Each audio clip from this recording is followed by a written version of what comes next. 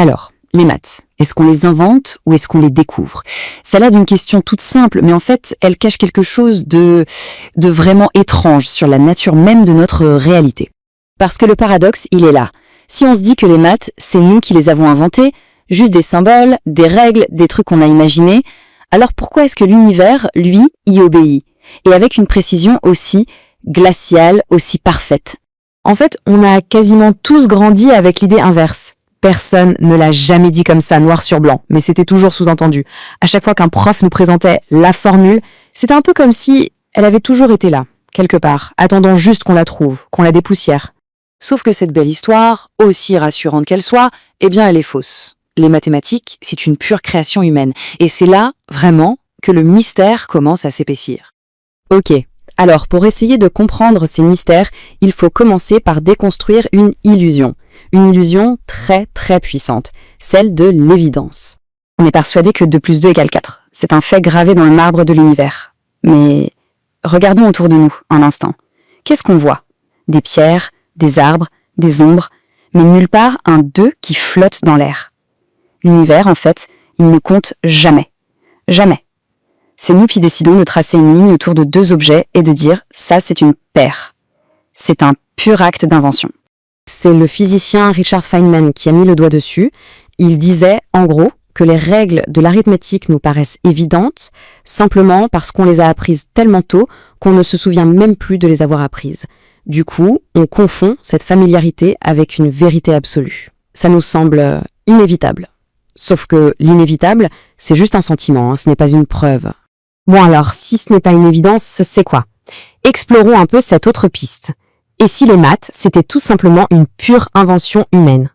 Il faut le répéter, parce que c'est vraiment le point central. Aucune particule dans l'univers ne réagit au symbole 5. Il n'y a pas de champ de force qui s'active quand on prononce le mot. La nature, elle s'en fiche complètement de nos symboles. C'est super important de bien faire la différence ici. D'un côté, on a la réalité physique, le hardware si on veut, les objets, le mouvement, l'énergie. Et de l'autre, on a notre système pour décrire tout ça, des symboles, des nombres et les règles qu'on a inventées pour jouer avec. Ce sont vraiment 2 mondes séparés. Et le truc à comprendre, c'est que les maths en elles-mêmes, elles ne se soucient que d'une seule chose, la cohérence interne.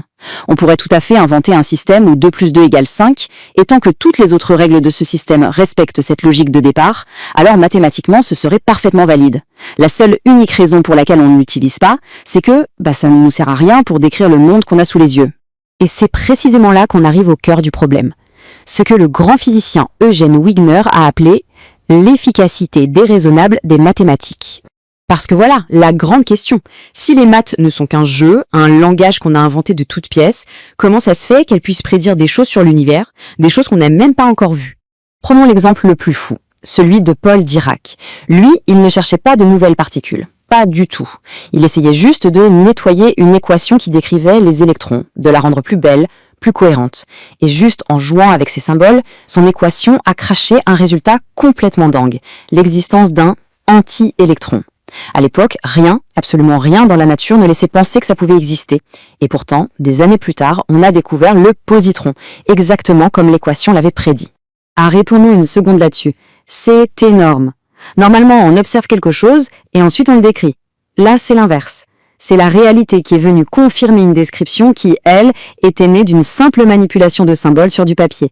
C'est comme si une carte avait créé un continent. C'est exactement ça, l'équation de Dirac a révélé un tout nouveau territoire de la physique. On est donc coincé dans un paradoxe. Si on invente les maths, pourquoi sont-elles si efficaces? Et si on les découvre, mais où sont-elles cachées? Il y a peut-être une troisième option, une autre façon de voir les choses. Et si les mathématiques n'étaient ni découvertes, ni simplement inventées? Et si elles étaient accordées? Imaginez un processus d'ajustement permanent, un dialogue constant, où nos inventions sont sans cesse testées, confrontées à la réalité.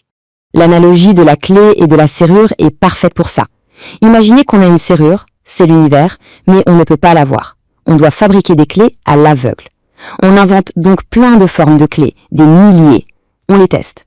La plupart ne rentrent même pas dans la serrure, on les jette. Et puis de temps en temps, une clé arrive à tourner, même un tout petit peu. Ah, celles-là, on les garde, et on les affine, on les améliore. Eh bien, c'est exactement ce que font les physiciens avec les maths. Le problème, c'est que ça crée une illusion. On appelle ça un biais du survivant. On regarde les maths qui marchent en physique et on se dit « Waouh, c'est un ajustement parfait !» Mais ce qu'on ne voit pas, c'est l'immense cimetière de toutes les théories mathématiques, de toutes les clés qu'on a inventées, testées et qui se sont révélées complètement inutiles pour décrire notre univers. C'est une explication assez élégante, non? Mais en réalité, elle ne fait que déplacer le mystère. Elle le rend même encore plus profond. On connaît tous cette fameuse phrase de Galilée « L'univers est écrit en langage mathématique ». On l'utilise souvent pour dire que les maths sont la réalité. Mais si on prenait cette métaphore au mot, juste un instant, parce qu'un langage, que ce soit le français ou les maths, ça sert à décrire la réalité. Ça n'est pas la réalité elle-même. Le mot tempête ne va pas vous mouiller. L'équation qui décrit l'orbite d'une planète, ce n'est pas la planète qui tourne, c'est juste notre façon à nous d'en parler. Et si on accepte cette idée, alors le vrai mystère, le vrai miracle, ce n'est pas qu'on ait réussi à fabriquer une clé qui marche, c'est la serrure elle-même.